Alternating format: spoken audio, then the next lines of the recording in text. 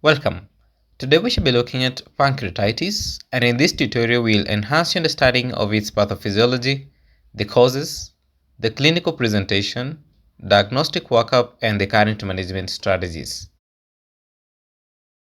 Pancreatitis is an inflammation of the pancreatic tissue due to autodigestion. An autodigestion is a process where prematurely activated pancreatic enzymes begin digesting the pancreas itself. Pancreatitis can be either acute or chronic. An acute pancreatitis involves a single attack, and after which the pancreas returns to normal. A severe acute pancreatitis can be life-threatening. On the other hand, chronic pancreatitis is a permanent damage which occurs to the pancreas and its function, therefore leading to the development of fibrosis or scarring of the pancreatic tissue. The two most common causes of pancreatitis are the gallstones, accounting for 35 to 40% of the cases, and alcohol use, accounting for 30% of the cases.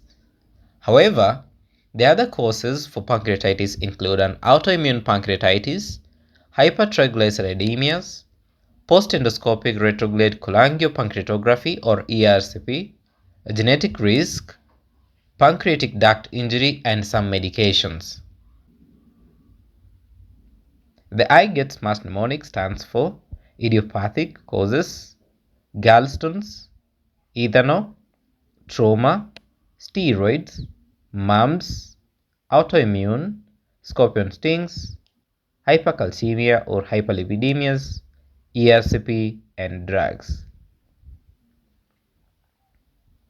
In the pathophysiology, the pathogenesis of acute pancreatitis can occur through either pancreatic duct or acina injury mechanism. In acute pancreatitis, the digestive systems within the pancreas are not secreted properly, and this leads to autodigestion and inflammation of the pancreas. When the cause is alcohol, this alcohol causes acute pancreatitis through direct toxicity and immunologic processes. Gallstones, on the other hand, can lead to temporary obstruction of the pancreatic duct. Chronic pancreatitis, on the other hand, occurs by repeated acute attacks to the pancreas, leading to inflammatory infiltrates and fibrosis within the pancreas. This leads to pancreatic insufficiency. In summary, in acute pancreatitis, an injury to the acina cells or duct obstruction leads to intrahepatic activation of trypsinogen to trypsin, triggering autodigestion.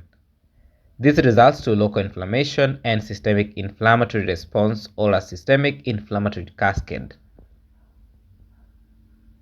In chronic pancreatitis, this follows a repeated episode leading to parenchyma fibrosis and progressive exocrine and endocrine insufficiency, that is the loss of pancreatic function. Clinically, acute pancreatitis presents with sudden onset epigastric pain that radiates to the back, nausea, vomiting, fever, and during assessment, you need to look out for Cullen's and Gray Turner's signs in severe disease. In chronic pancreatitis, the clinical presentation is more insidious, presenting with chronic abdominal pains, steatorrheas, weight loss, and eventual diabetes mellitus due to an islet cell loss. The diagnosis of acute pancreatitis requires at least two of the following characteristics, that is abdominal pain, serum amylase or lipase levels that are 3 times above the normal, or a radiologic evidence of pancreatic inflammation. In the lab investigations, the key investigations include the serum amylase and lipase levels, liver-associated enzymes, blood urea nitrogen levels, creatinine and electrolytes, blood glucose testing, serum cholesterol and triglyceride levels, a complete blood count or full hemogram, C-reactive protein assessment, and arterial blood gas values. The serum lactic dehydrogenase levels and bicarbonate levels, together with immunoglobulin G4, may be elevated in autoimmune pancreatitis.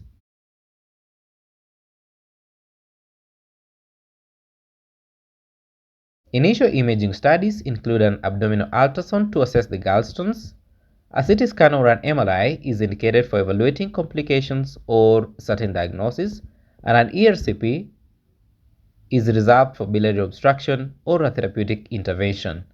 However, diagnostic imaging is unnecessary in most of the cases but may be obtained when the diagnosis is in doubt or when pancreatitis is severe.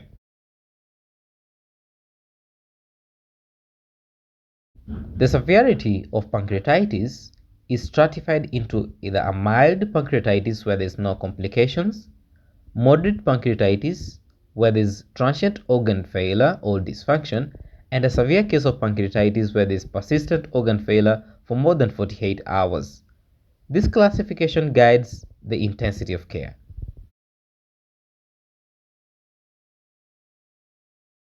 When looking at the management of pancreatitis, acute pancreatitis is managed with bowel resting or NPO status, aggressive intravenous fluids, analgesia, and the monitoring of complications.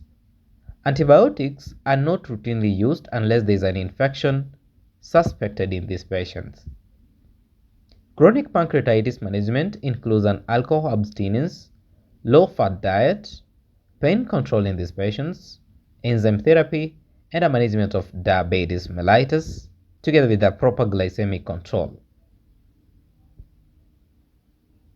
Complications associated with acute pancreatitis include a pseudocyst, necrosis, abscess, acute respiratory distress syndrome, sepsis, and renal failure. For chronic pancreatitis, there may be a resulting pancreatic insufficiency, chronic pain, increasing risk of pancreatic cancer. When carrying out prognostic scores, a scoring system such as the Ranson's criteria, BICEP criteria, or Apache 2 criteria helps to prognosticate this disease severity and guide in resource allocation. Each of these criteria uses the clinical and biochemical parameters for risk stratification. Surgical interventions for pancreatitis is indicated in infected pancreatic necrosis or for chronic intractable pain that is not relieved by medical therapy, and debridement or drainage procedures may be required. ERCP plays a role in both diagnostic and therapeutic aspect, particularly in gallstone pancreatitis or when biliary obstruction is suspected.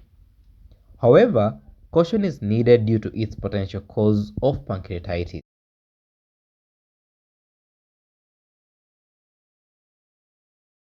When looking at patient education and nutritional support, patient counseling is essential, where you need to advise on strict abstinence from alcohol and tobacco use, regular monitoring of diabetes mellitus, and vigilance for signs of any pancreatic cancer or chronic cases. And nutritional support is critical, where an early enteral nutrition is preferred in severe cases, and parenteral nutrition may be used if enteral routes are contraindicated or they're not well tolerated.